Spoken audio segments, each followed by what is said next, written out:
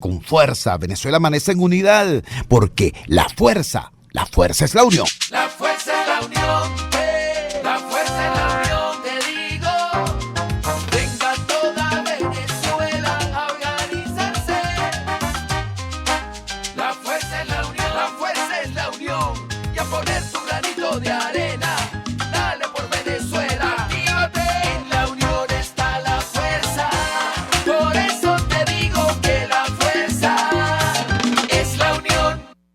Muy buenos días, Venezuela. Bienvenidos todos a este su espacio. La Fuerza es la Unión, una tribuna abierta de la sociedad democrática venezolana para compartir con todos ustedes, más allá de cualquier distingo puntual, partidista o ideológico, la angustia, la preocupación, la justa indignación por lo que ocurre en nuestro país y también la certeza, la confianza, la esperanza de que trabajando juntos, de que remando unidos en la misma dirección, seremos capaces de construir la Venezuela de trabajo y de respeto, la Venezuela con alimentos y con medicinas, la Venezuela con democracia y con libertad que todos necesitamos y que ciertamente todos merecemos.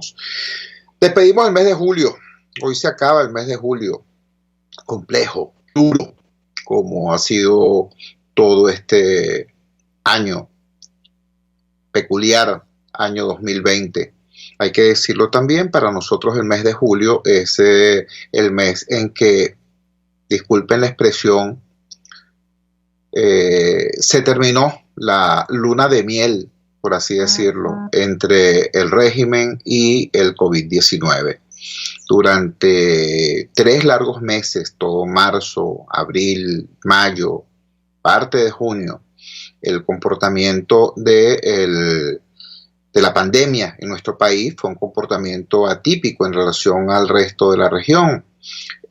Mientras países con sistemas de salud mucho más robustos que el venezolano experimentaban altas cantidades de casos confirmados diariamente y un volumen creciente de víctimas fatales. En Venezuela estábamos presentando situaciones con registros de 5 casos diarios, 3 casos diarios, 7 casos diarios, si acaso. Esto está explicado y dicho hasta el cansancio, tenía que ver no con alguna virtud mágica. Había gente que decía, no, lo que pasa es que el virus en el trópico, el calor lo mata, ¿no? Ya eso se demostró que es absolutamente incierto. Ahí está, no solamente lo que pasó en Guayaquil, que es una ciudad costera, sino lo que está pasando en Maracaibo, la ciudad de más altas temperaturas en nuestro país. También había la idea de las supuestas virtudes en el manejo de la pandemia por parte del régimen. Yo no sé si en el resto del país, pero los caraqueños tuvimos que soportar que el gobierno gastara una gran cantidad de dinero poniendo unidades móviles por toda la ciudad, diciendo que pobrecitos los españoles, pobrecitos los italianos, lástima que no tienen un gobierno tan bueno como el de Maduro que los proteja del coronavirus. En eso pasaron, discúlpenme la expresión, pero en esa conducta pasaron más de 90 días, más de 100 días. 100 días que debieron utilizarse en dotar de elementos de bioseguridad a todo el personal médico, a todo el personal de primera línea, que debieron utilizarse en dotar a los hospitales, no solamente de respiradores, no solamente de material de bioseguridad, no solamente de los protocolos indispensables para atender a los pacientes de la pandemia, sino también para garantizar que se pudiera mantener la atención a los pacientes crónicos de otras dolencias y otras patologías. Porque, por cierto, ni el cáncer, ni la diabetes, ni la hemofilia, ni ninguna otra enfermedad se declara en receso mientras salgamos de la pandemia. Bueno, para eso había que utilizar esos 3 meses, esos más de 100 días. No se hizo eso, desgraciadamente no se hizo eso. Hoy nos agarra la fase expansiva de la pandemia, teniendo nosotros los hospitales sin agua, sin jabón, sin cloro. El personal de primera línea teniendo que rehusar mascarillas o guantes. Casi nadie con batas de seguridad, casi nadie con caretas de seguridad. una cosa compleja que cobra víctimas, porque ya no estamos hablando de politiquería pura. Este no es un asunto de quién gana votos o quién pierde votos, quién gana votos o quién los pierde. Estamos hablando de vidas, pero y en efecto ese tributo de vidas ha empezado a pagarse. Por eso digo, termina julio, el mes en el que se inicia la fase expansiva de la pandemia en nuestro país. Nos dice la primera plana del diario El Nacional en la mañana de hoy, bate récord nuevamente la cantidad de casos diarios en nuestro país. Rebasamos la barrera de 700 casos diarios. 701 casos se registraron ayer, siempre con la coartada de separarlos entre comunitarios e importados. Sin embargo, ayer se declararon apenas 50 importados y más de 600 y tantos casos comunitarios. En pocas palabras, Venezuela ya tiene más de 700 casos diarios. 701 casos diarios. Debo decir también, con dolor, yo no celebro que a nadie le pase nada, yo no celebro ni aplaudo que a nadie le vaya mal. Yo, por supuesto, jamás aplaudiré que nadie se enferme. Pero es importante decir a estas alturas que hay un numeroso grupo de altos y medianos funcionarios públicos, altos y medianos jerarcas del régimen, que ya más allá de cualquier duda sobre jugadas publicitarias, es evidente que han sufrido los rigores de la pandemia, que han estado enfermos por el virus y en algunos casos incluso han fallecido.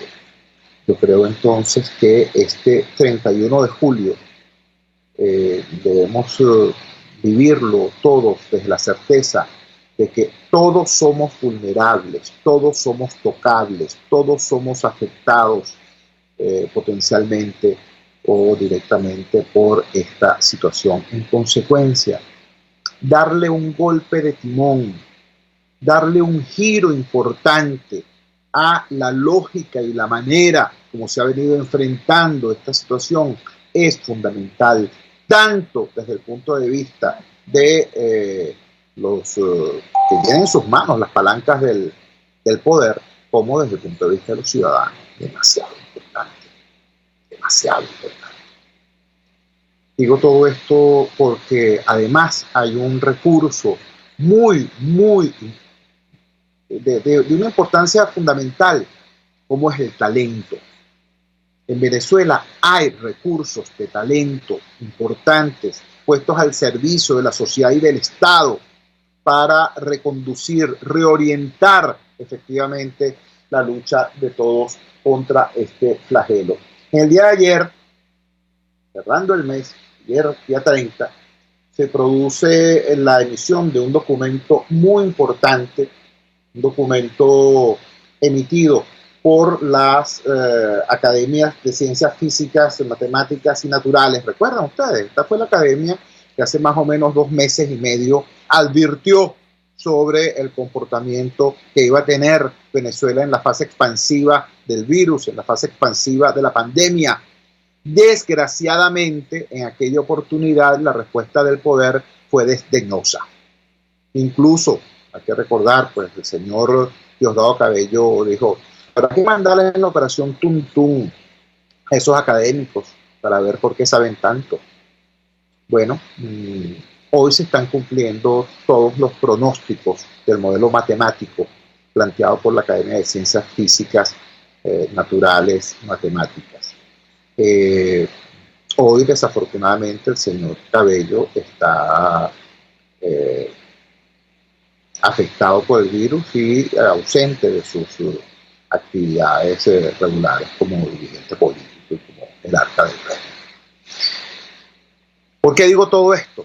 Bueno, porque este documento que está suscrito no solamente por la Academia de Ciencias Físicas, Matemáticas y Naturales, sino además por la Academia Nacional de Medicina, el Instituto de Medicina Tropical de la UCB, la Alianza Venezolana por la Salud y la Sociedad Venezolana de Infectología, este documento contiene lineamientos que permitirían efectivamente darle un giro importante, útil a la lucha de la sociedad y del Estado venezolano contra la pandemia.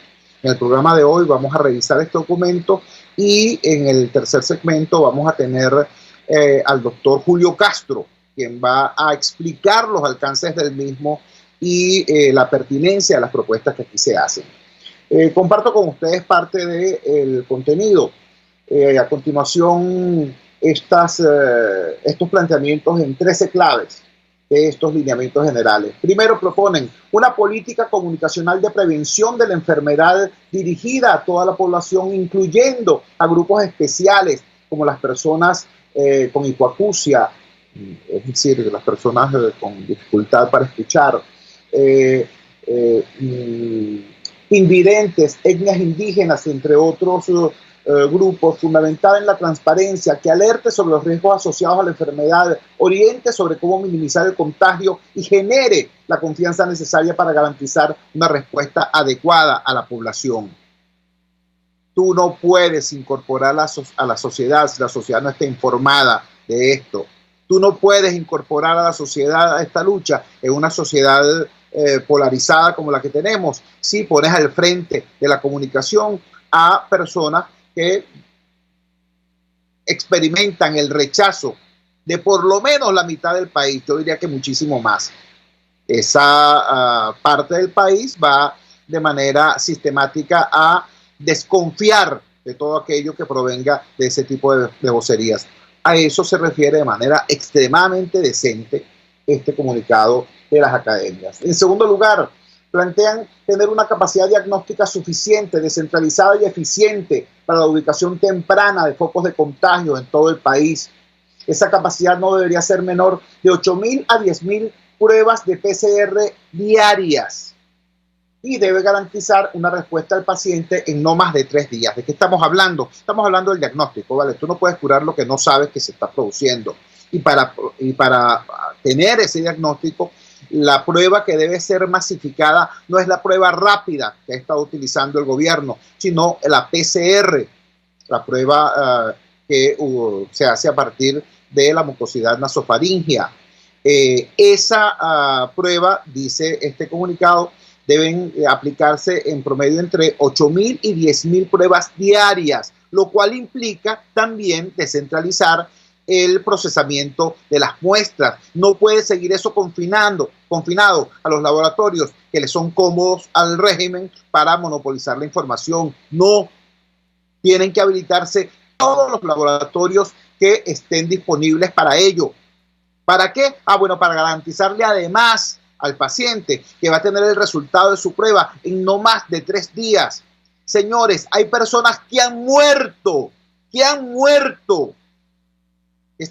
fallecido esperando el resultado de la PCR, porque al centralizar su procesamiento en un laboratorio, ahora en 2, el Instituto de Higiene Rafael Rangel y el laboratorio de virología del IBIC, bueno, el retraso, el cuello de botella es impresionante. En tercer lugar, equipos de rastreadores sanitarios dedicados a la detección y seguimiento de contactos. Estos equipos son claves tanto en esta fase de transmisión comunitaria como para mantener el control. De acuerdo con los criterios internacionales, se requieren en Venezuela 6.000 rastreadores. Los rastreadores deben fungir como orientadores y en ningún caso podrán sustraer de sus casas a las personas con diagnósticos positivos. ¿Qué es un rastreador? Es una persona que en la comunidad se moviliza, gana la confianza, contacta a las familias y de esa manera puede detectar los casos. Y al detectar los casos puede dar las orientaciones necesarias para que ese caso sea o bien manejado en forma prudente en su propio domicilio o bien referido a la instancia médica necesaria. Fíjense ustedes la diferencia abismal que hay entre este planteamiento y las cosas que hemos venido viendo. el gobierno acuñó una expresión que desgraciadamente han comprado periodistas e incluso otros especialistas. Hablan de sospechosos, como que si contagiarse fuera una decisión voluntaria de la gente y que lo hicieran con algún fin delictivo. Sospechosos, no vale, no hay sospechosos, ¿no? Hay casos que deben ser atendidos. Por eso estos rastreadores no tendrían la potestad de estar sacando a la gente de su casa en contra de su voluntad, sino serían eso, orientadores desde el punto de vista médico. Vamos a la siguiente pausa comercial y ya regresamos con muchísimo más del documento de las academias que plantea, insisto, un giro copernicano, un giro fundamental para incrementar la eficiencia de la lucha de la sociedad y del Estado en Venezuela contra la pandemia. Esto debe ser escuchado ahora que, ya todos sabemos, en virtud de los numerosos casos que se han presentado, sobre todo en la burocracia alta y media del Estado, ya sabemos que nadie es invulnerable y que todos debemos buscar la máxima eficiencia en esta lucha. Vamos a la siguiente pausa comercial y ya regresamos con muchísimo más de La Fuerza. La fuerza es la unión. Usted escucha Unidad, la fuerza es la unión, con Chuo Torrealba por RCR 750 AM. Sintonícenos a través de Periscope, @RCR750, la radio que se ve. En RCR somos vanguardia. Toda la programación de tu RCR también la puedes seguir a través de la internet. Audio y video en tiempo real. Noticias y mucho más. No te pierdas ni un segundo de nuestra programación. No hay excusa ni cadena que valga para que dejes de escucharnos. Ingresa a rcr.tv, la radio que se ve. En la crisis se encuentran las oportunidades. Aquí en Sin Estrés se las mostramos con invitados especiales que nos regalan sus experiencias por una Venezuela mejor. Cada tarde, de lunes a viernes a las 3, desde el emprendimiento, la educación, la salud y el entretenimiento. Por nuestra calidad de vida se nos hace necesario tomar un respiro del agobio diario, dedicar unos minutos a la salud mental y emocional para vivir sin estrés. Sin Estrés, de lunes a viernes a las 3 de la tarde por RCR 750 AM y RCR.tv, la radio que se ve. En este espacio nos encargaremos de llegar al conocimiento mediante la observación de la posición de los astros y las características comunes de muchas personas con fechas de nacimiento. Esa energía también nos involucra a cada uno de los signos. Guía astrológica. Descubra la relación de los astros con los rasgos de la personalidad, con los sucesos importantes de su vida y con sus características físicas. También van a buscar nuevas formas de crecer, contactarse con el arte, con la belleza. Guía astrológica, todos los sábados, a partir de las 3 de la tarde, por RCR 750 AM.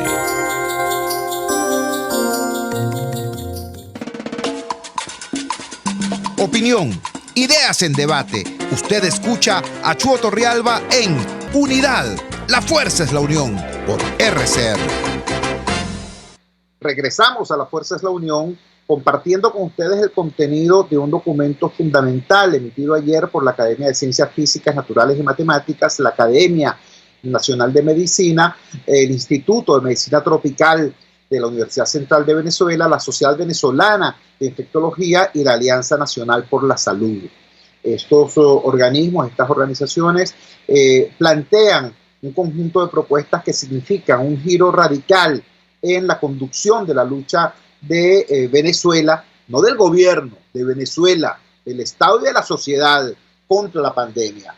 En su punto 4 nos dicen lo siguiente: el aislamiento de personas infectadas que no requieren hospitalización debe ser en sus casas o en centros de atención primaria, con protocolos claros para el tratamiento de síntomas y el cumplimiento efectivo de la cuarentena. El aislamiento en centros de atención debe ser facultativa, a elección del enfermo, nunca obligatoria. El confinamiento forzoso de personas en estos centros es una violación flagrante de los derechos humanos fundamentales y promueve la evasión al diagnóstico y el subregistro. Subrayo estos dos elementos.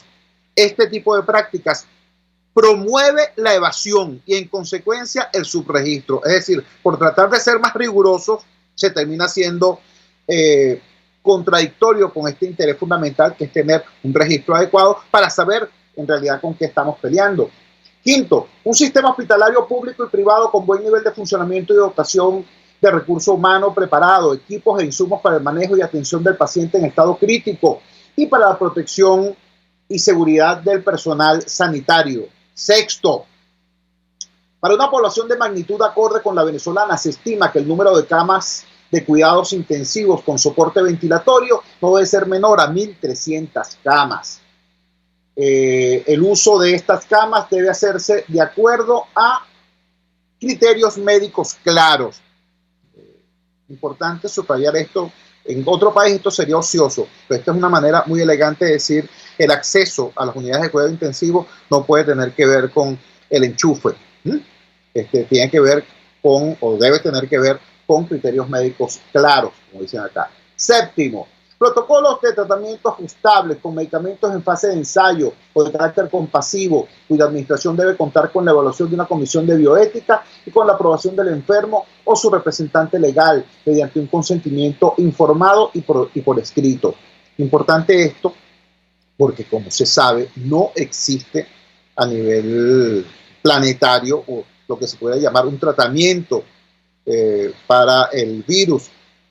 Existen, creo que, 2 medicamentos apenas que han sido aprobados, el Remdesivir y otro, pero no existe como tal un tratamiento y hay mucha especulación. No se sorprende cuando ve canales oficiales hablando que si del guarapito de tal cosa.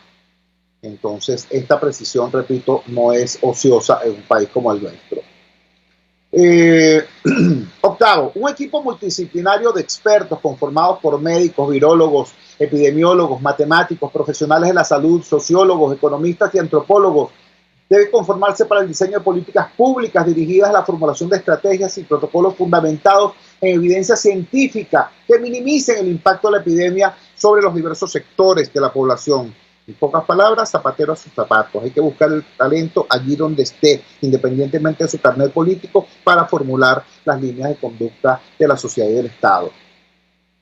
Noveno, la disponibilidad expedita de información epidemiológica diaria clara y detallada, que incluya número de casos sospechosos, fíjate tú la palabra, ¿no? Número de casos sospechosos, de infecciones confirmadas, día de inicio de síntomas, día del diagnóstico, el número de pruebas PCR positivas y negativas por día, número de decesos por COVID-19 con prueba PCR, el número de decesos de pacientes con cuadros clínicos compatibles con la COVID-19, poblaciones infectadas y fallecidos por edad, sexo, comorbilidad, etnia, etcétera, trabajadores de salud infectados y fallecidos por edad, sexo, así como la ubicación del paciente y del trabajador de la salud en estado, municipio y parroquia. Es decir, un nivel de desagregación de la información que permita que la información sea útil, que permita que se pueda trabajar con ella. Hasta ahora la única desagregación que conocemos los venezolanos es aquella que le conviene al gobierno para echarle la culpa a otros países. Le dicen 650.000 casos comunitarios, 50 importados, de los cuales 40 vienen de Colombia porque Duque es maluco. O sea, ese tipo de procedimiento, perdónenme si suena feo, pero es que feo es, no es que suena, ¿no? Que se utilice una cosa tan importante como la transmisión de esta información para darle un piquete politiquero, le quita credibilidad a todo el resto de la información y además no tiene el nivel de desagregación necesaria para poder operar, para poder trabajar con ella. Décimo, se propone retomar la publicación periódica del boletín epidemiológico semanal, considerando que la transparencia en la comunicación de la situación epidemiológica aumenta la confianza de la comunidad médica y de la población en general. Ustedes recordarán, la información epidemiológica, así como la información económica, ha pasado largo tiempo secuestrada por el Estado. Esto, no hay manera de decirlo con delicadeza, esto es robo. Esa información es pública porque es de interés público, porque es recabada con recursos públicos y porque bueno, el público la necesita para poder tomar decisiones en su vida. Recordemos el caso de una ministra de Salud que se atrevió a dar la información epidemiológica y por eso la votaron. Es demasiado importante este punto, repito, no solamente para reconstruir la confianza, sino para trabajar. Hay estados muy grandes, extensos, como el estado Bolívar, donde además del COVID-19 tienen otras 3 epidemias, bueno, azotando a la población. Y si no tienes información con qué trabajar, ¿cómo le ganas la partida a la muerte? Ese es el sentido de este planteamiento. 11. Medidas de restricción o flexibilización de actividades colectivas basadas en criterios transparentes que incluyan metas objetivas, una clasificación clara de los sectores de la actividad económica, evaluaciones continuas de las tasas de contagio, el número de casos nuevos, la capacidad hospitalaria instalada y las proyecciones a corto y mediano plazo de los modelos matemáticos. ¿De qué se trata esto? Esto se trata del asunto de la fulana flexibilización de la cuarentena. Ojo con esto. Es muy importante que además de combatir el virus, de combatir la pandemia, se preserve la capacidad productiva que quede en la sociedad. Esto es demasiado importante porque si no los muertos que va a generar el hambre después pueden ser iguales o mayores que los que genere la pandemia misma.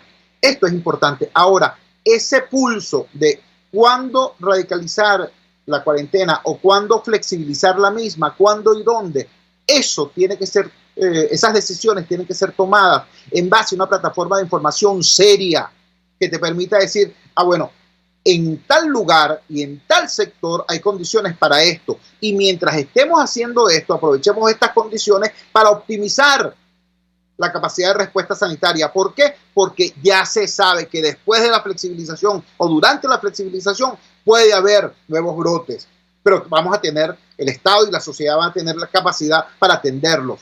Esta es la manera seria de hacer las cosas, no este relajo que tenemos ahorita, donde un gobernante aparece un sábado diciendo, vamos a flexibilizar a partir del lunes porque el 7 por 7 es el método venezolano y no sé qué cosa, tal y cual, y luego el martes se asustan y empiezan a poner bloques de concreto por toda la ciudad y a decretar una supuesta radicalización de la cuarentena. Repito,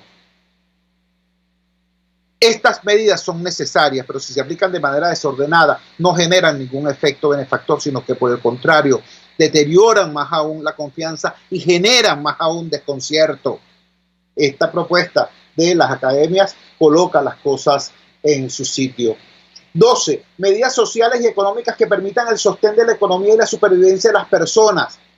Lo hemos dicho hasta el cansancio. La cuarentena es un lujo.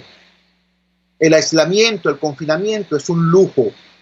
La gente no puede financiar eso más por su cuenta, sencillamente de su bolsillo. No es posible.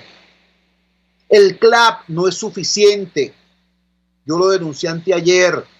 La bolsa CLAP de este mes tiene 6 kilos de arroz de Guyana, 2 kilos de harina maíz precocida de Brasil, 2 kilos de azúcar brasilera, a quien no se los roben, por cierto, porque se están robando el azúcar de las bolsas,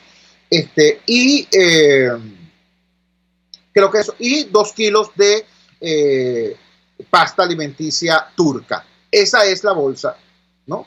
A los que les llega, y a los que les llega completa. O sea, eso no basta. Yo debo compartir con ustedes, ayer estaba hablando yo con una gran amiga, una colega muy experta en el manejo de información, específicamente de información estadística. Lamentablemente para el país, ella en búsqueda pues, del futuro para su hija y para los suyos, tuvo que emigrar. Ella, siendo una periodista tan destacada y tan experta en un área tan crucial, tan poco frecuente como es el manejo de información estadística, ella está en Estados Unidos, está trabajando en un supermercado. Está trabajando en un supermercado 7 horas y luego trabaja 3 horas más en un delivery. Bueno, no siendo ella ciudadana norteamericana, estando prácticamente recién llegada, relativamente recién llegada, ella ayer le entregaron un bono de $200 para que haga frente a la pandemia. y a sus familiares que están allí desde hace más tiempo, el bono fue de $1.200. Y estamos hablando de Estados Unidos, chicos, no estamos hablando de un régimen socialista. No vale, estamos hablando de la meca del capitalismo. Allí se entiende, y en muchas partes del mundo se entiende, que la cuarentena tiene que ser asistida económicamente, porque si no, no es viable socialmente. Y entonces tenemos estas situaciones que tenemos en Venezuela, pues, el gobierno llenando de bloques de concreto y de alcabalas y de policías y de militares las calles, y la gente circulando porque la gente tiene que buscar qué comer. Esa es la propuesta número 12 que hace la gente de las academias. Y finalmente nos dicen acá, la participación de las comunidades en el combate de la pandemia a través de un proceso de educación sanitaria que induzca y comprometa a los ciudadanos en forma pedagógica a acatar las indicaciones sobre las conductas a observar en protección de su propia salud es fundamental. Claro que es fundamental. Clave. Este esfuerzo pedagógico es clave. Y bueno, nosotros en vez de eso tenemos ahorita cosas como las que hemos visto, pues cadenas de radio y televisión con la dirigente política Cilia Flores hablando con la mascarilla mal puesta, dejando al aire su nariz. Bueno, estas propuestas, repito, de la Academia de Ciencias Físicas, Naturales y Matemáticas, la Academia Nacional de Medicina, el Instituto de Medicina Tropical, la Sociedad Venezolana de Infectología y la Alianza Venezolana por la Salud, pueden significar un giro importante en el manejo de esta emergencia sanitaria en la cual se nos va la vida. Vamos a la siguiente pausa comercial y ya regresamos con muchísimo más de La Fuerza. La fuerza es la unión.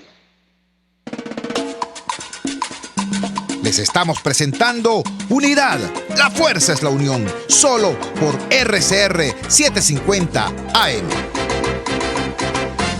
Puedes seguirnos en nuestras redes sociales. En Twitter, @RCR750, la radio que se ve. En la crisis se encuentran las oportunidades. Aquí en Sin Estrés se las mostramos con invitados especiales que nos regalan sus experiencias por una Venezuela mejor. Cada tarde, de lunes a viernes a las 3, desde el emprendimiento, la educación, la salud y el entretenimiento. Por nuestra calidad de vida se nos hace necesario tomar un respiro del agobio diario, dedicar unos minutos a la salud mental y emocional para vivir sin estrés. Sin Estrés, de lunes a viernes a las 3 de la tarde por RCR 750 AM y RCR.tv, la radio que se ve. Pluralidad contigo. Respeto contigo. Responsabilidad contigo. Libertad contigo. Estamos contigo y punto. De lunes a viernes a la 1 de la tarde. Contigo. Solo por RCR 750 AM. Porque lo bueno une. En RCR somos vanguardia. Toda la programación de tu RCR también la puedes seguir a través de la internet. Audio y video en tiempo real. Noticias y mucho más. No te pierdas ni un segundo de nuestra programación. No hay excusa ni cadena que valga para que dejes de escucharnos. Ingresa a rcr.tv, la radio que se ve.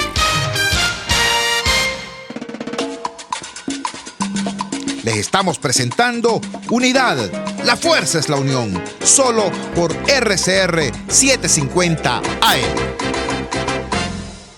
Regresamos a La Fuerza es la Unión y tenemos ahora en línea Criterio Experto para ayudarnos a entender los alcances de este conjunto de propuestas que hacen la Academia de Ciencias Físicas, Naturales y Matemáticas, la Academia Nacional de Medicina, el Instituto de Medicina Tropical, la Universidad Central de Venezuela, la Sociedad Venezolana de Infectología y la Alianza Venezolana por la Salud. Son propuestas, ya las compartimos, ya las leímos, incluso pudimos comentar alguna de ellas, pero es necesario que, repito, desde la perspectiva del criterio experto, se nos explique cuáles son los alcances de las mismas y qué posibilidades hay de que en efecto estas propuestas se transformen en políticas públicas. Nadie mejor que el doctor Julio Castro, médico infectólogo, experto venezolano y la persona que coordina el equipo de apoyo técnico a la Asamblea Nacional en materia de COVID-19. Julio, gracias por atender nuestra llamada madrugadora. Te escuchamos. Muy buenos días. Buenos días, Chugo. Saludos a tu gente que te oye, a tu equipo de producción y a la gente que está contigo todas las mañanas. Fíjate, creo que ese comunicado sucinto, pues creo que además es mejor por lo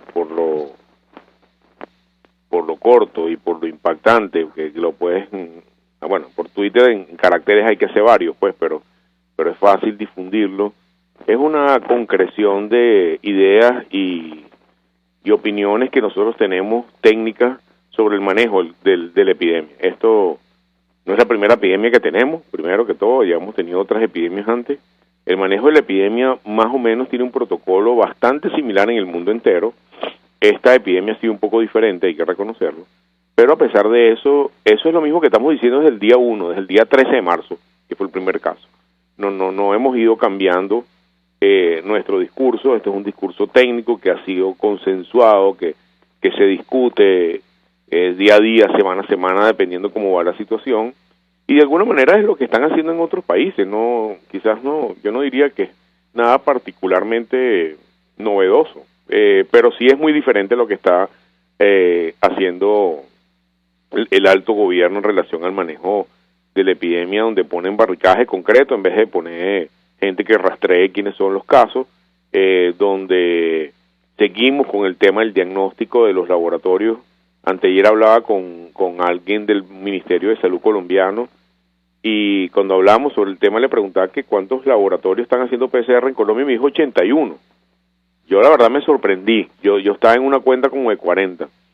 Y a los 10 minutos me mandé el link, y tú te metes en el link y salen todos los laboratorios con sus teléfonos, las personas encargadas, tal, o sea, organizadito. Me dijeron 81 laboratorios contra nosotros, un solo laboratorio. Bueno, quizás dos, que el IVIC pueda estar haciendo ya pruebas, pero eso no es suficiente. Entonces, ahí hay una serie de cosas muy técnicas, ¿okay? muy asociadas al manejo de esta epidemia en particular, que no habíamos tenido con las otras epidemias. Y bueno, es una propuesta para que se discuta. Yo, la verdad, en el tema, eso lo hemos dicho en las reuniones de la OPS, ¿okay? No estamos diciendo nada, no hemos estado diciendo nada particularmente novedoso, además para la nomenclatura gubernamental.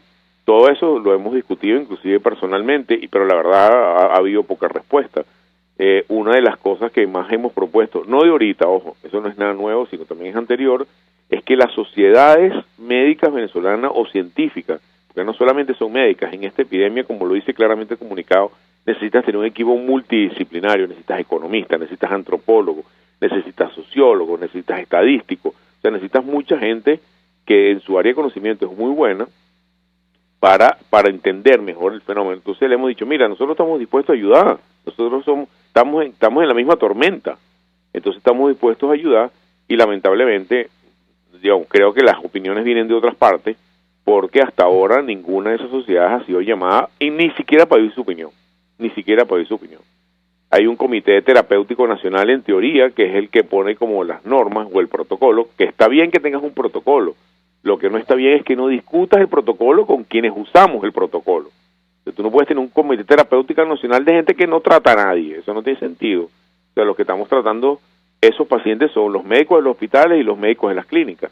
Y nosotros, la verdad, nos llega el protocolo y la verdad nadie nos preguntó. Ese es todo eso. Estoy haciendo como un resumen de los 12 puntos que ya tú leíste allí, pero que son quizás los más relevantes en el tema diagnóstico. Por ejemplo, nos habían dicho originalmente que los laboratorios tienen que tener un nivel de bioseguridad 3, eso significa algo, que tiene que tener unas instalaciones específicas.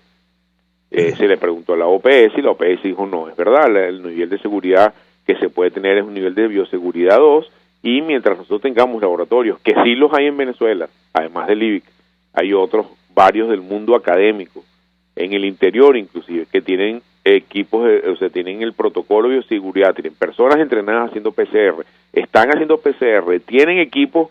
Bueno, lo que falta son los insumos, lo que falta son la vitualla para hacer el sancocho. Entonces, bueno, no avanzamos en ese sentido.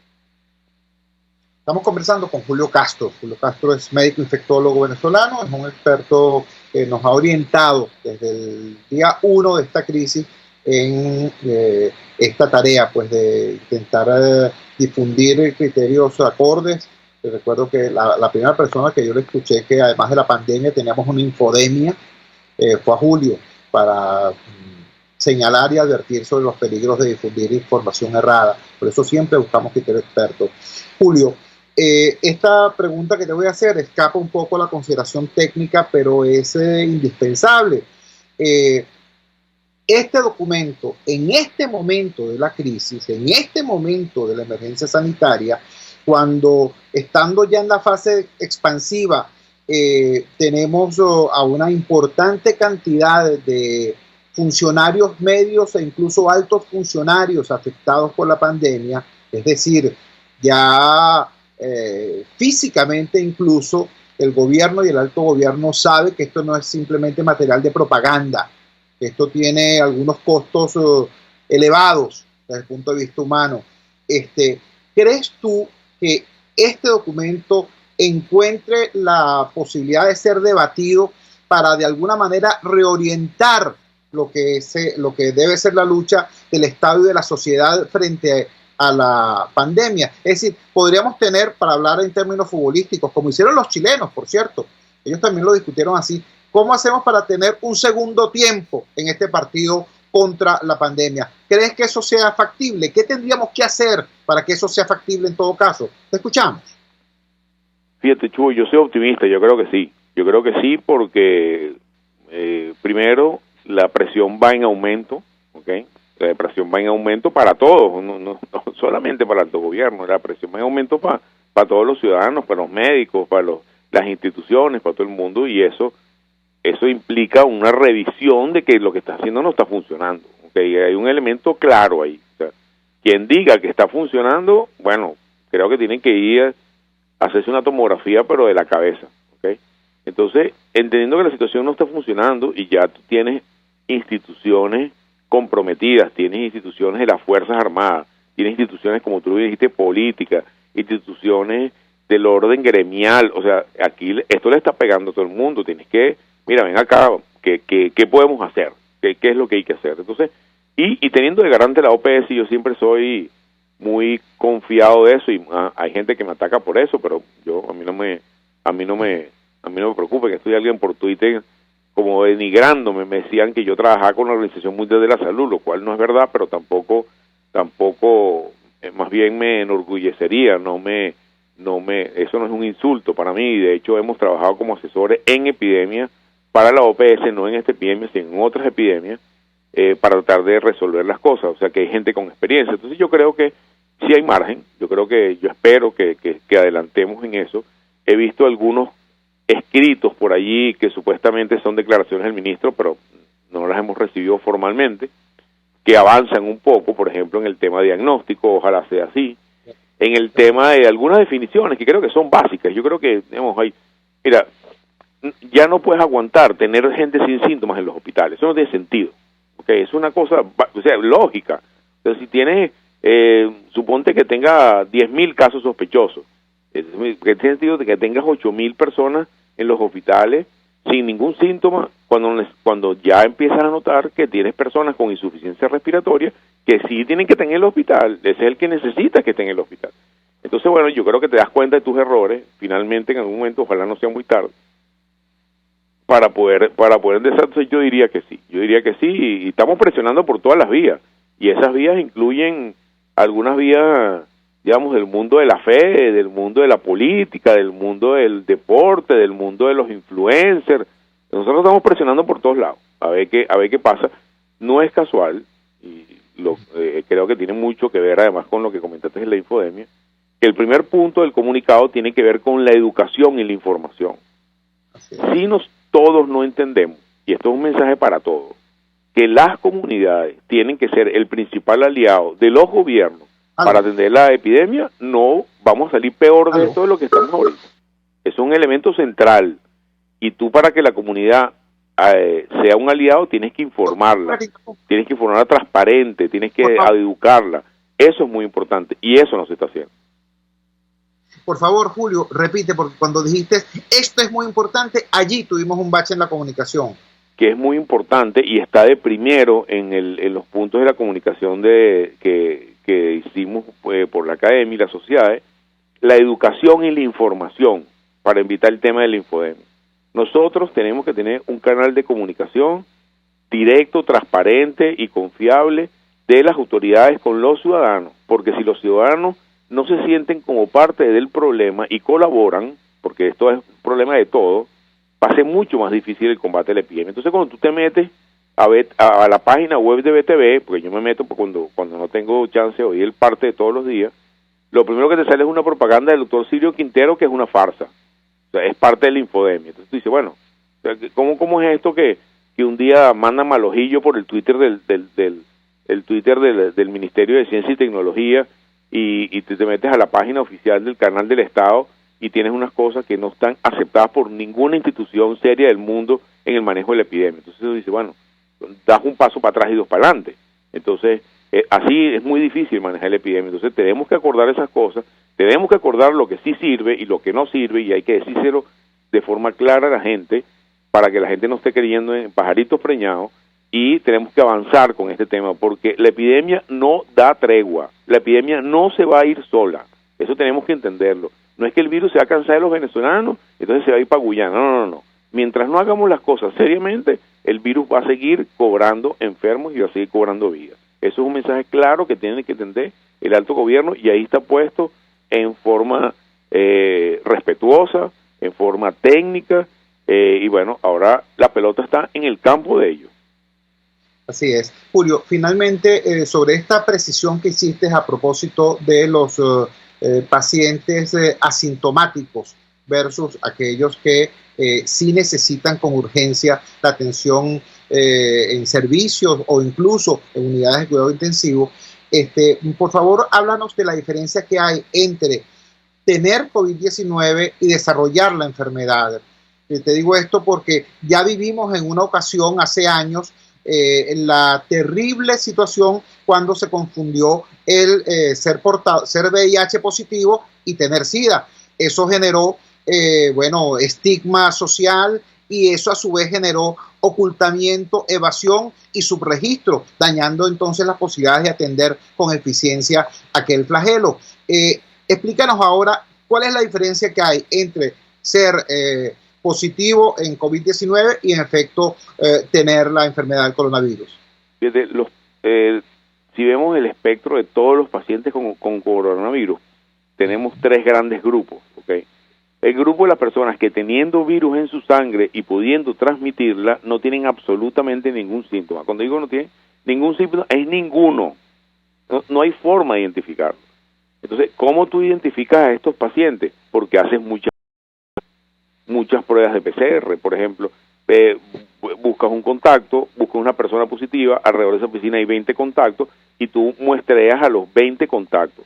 Inclusive, hoy en día hay formas de hacer estudios de PCR de conglomerado. Tú, por ejemplo, puedes estudiar una urbanización completa, hay metodología para eso que la están utilizando en Asia, y puedes tomar muestras por grupo, por ejemplo, que te digo yo, de una serie de casas, y las pruebas en bloque, ¿ok? Entonces tú agarras 50 bloques y ahí agarras una urbanización completa. Mira, el bloque 1 es el que está positivo, entonces ahí buscas quién es el que está positivo. Hay metodología para eso. Entonces, ese es el primer grupo, los asintomáticos, que tú para detectarlos, que son los más difíciles, tienes que tener unas medidas especiales, una estrategia especial. Segundo, los sintomáticos, que son la gente que tiene una gripe un poco más fuerte de lo normal, porque dura 6, 7 días, con fiebre, malestar, debilidad, tos, pero también transmiten. La proporción de transmisión entre los que tienen síntomas y los que no tienen síntomas no se conoce muy bien, pero se cree que es bastante similar. Por lo tanto, transmiten unos igual que otros. Y esos son los segundos, eso se quita solo, eso es 8 de cada 10. Hay 2 de cada 10 que requieren ir al médico. ¿Por qué? Porque son hipertensos, tienen un problema renal, empezó a tener dificultad respiratoria, y de esos 2, la mitad se tiene que quedar hospitalizado. Tienes que tenerle oxígeno, porque es la única forma que salgan de la enfermedad. De lo contrario, se van a poner muy graves muy rápido. Entonces, tenemos que, cada uno de ellos tiene una aproximación diferente. El hospitalizado tiene que tener una unidad de terapia intensiva, emergencia, médicos que los vean, exámenes de laboratorio, rayos X, tomografía, algunos medicamentos. El que está asintomático en su casa, pero tiene que tener un sistema que lo vigile también. O sea, ese no puede estar al garete porque la gente se angustia, tiene que tener un teléfono, que tú levantes un teléfono y tú puedes hablar con un médico, mire doctor, tengo esto es normal, le decir, sí, eso es normal, quédese tranquilo, mira, eso no es normal, váyase para el hospital y usted va a ir para tal hospital. Eso tiene que organizarse porque la gente está sin muy poca información. Entonces, y a los asintomáticos tienes que ir a buscarlo, ahí no hay forma, pero tienes que buscarlo no con una policía y con el FAE, ¿ok? Tienes que buscarlo con una estrategia, no se puede militarizar o policializar la estrategia de búsqueda de los pacientes. Entonces, eso tiene unas estrategias mundiales, como ya comenté, hay varias, tú tienes que comprometerte con una, transmitírsela a la población para que sepa cuál es tu estrategia para que la población te colabore, porque criminalizar, que lo que ha sido, o estigmatizar, que ha sido muy común en la vocería gubernamental estos últimos meses, hace que la gente se enconche y es más difícil conseguirla, y la gente enconchada no sigue transmitiendo. Entonces, están haciendo lo contrario de lo que deben hacer, que es señalando a aquellas personas que pueden tener el virus como unos transmisores, trocheros, bueno, ya hemos hablado de eso en el programa anterior, etcétera, etcétera. Esa es la contraestrategia, la de criminalizar o señalar a los pacientes que pueden estar transmitiendo. Julio, te agradecemos inmensamente que nos hayas extendido la explicación sobre este documento, que ojalá pueda ser asumido por el gobierno sin complejos como parte de un giro sustancial en la estrategia de lucha contra la pandemia. Muy buenos días, muchas gracias. Un abrazo, nos vemos, seguro. Julio Castro, médico infectólogo venezolano, dándonos idea cierta pues, de los alcances de esta propuesta que hicieron las Academias de Ciencias Físicas, Naturales y Matemáticas, la Academia Nacional de Medicina, el Instituto de Medicina Tropical de la Universidad Central de Venezuela, la Sociedad Venezolana de Infectología y la Alianza Venezolana por la Salud. Esta parte del programa, señores del gobierno, ustedes que se la pasan grabando esto y luego se pasan los resúmenes, esta parte del programa va con ustedes. Mira, es clave que no vuelvan a cometer el error que cometieron cuando se emitió el primer informe de la Academia de Ciencias Físicas, Naturales y Matemáticas. La reacción en aquel momento fue una reacción desde la prepotencia, desde la soberbia y desde la ignorancia. En este momento, entonces, a hoy han pasado poco tiempo, pocas semanas. Sin embargo, ha sido muy duro el aprendizaje de todos nosotros, de ustedes y nosotros, del Estado y de la sociedad, de la izquierda y la derecha, de oposición y gobierno, porque la pandemia no discrimina. Entonces, todos hemos sufrido y todos hemos aprendido, por lo menos en eso confío yo. Entonces, ojalá no tengan frente a esta propuesta la misma reacción, digamos, alérgica, ¿no? Digamos, de rechazo que tuvieron frente a aquel documento. Aquel documento era correcto y hoy estamos viendo los resultados. Hoy la curva de Venezuela no es una curva, es una línea recta ascendente y las proyecciones dan a que esa línea recta ascendente va a estar por lo menos hasta noviembre. ¿Cuántos muertos más? ¿Cuántos contagiados más? Repito, de gobierno y de oposición, de izquierda y de derecha, civiles y militares, porque esto no discrimina. Ahora, eso no tiene que ser necesariamente así. Repito, aquí en Venezuela hay criterio profesional, hay talento, hay gente que sabe de esto, hay gente que ha sido buscada y contratada por organizaciones internacionales para que los asistan en la atención a pandemias y a fenómenos naturales terribles en otras partes del mundo. Ahí está Julio Castro, ahí está Susana Rafali, una gran cantidad de expertos venezolanos que pueden, deben y quieren apoyar. Pero eso pasa porque se redefina esto, pues. Esto que nos acaba de decir Julio Castro, que existe un comité terapéutico que no consulta a los terapeutas. ¿Qué te puedo decir? Trabajamos para ustedes en la dirección general de la emisora Jaime Estares. Al frente de los controles estuvo con su valiosísima ayuda César Arteaga. Habló para ustedes su amigo, comunicador popular, activista social, ciudadano en lucha por la democracia y por la libertad, Jesús Chuo Torrealba. Ahora más que nunca, Fuerza Venezuela, porque la fuerza es la unión.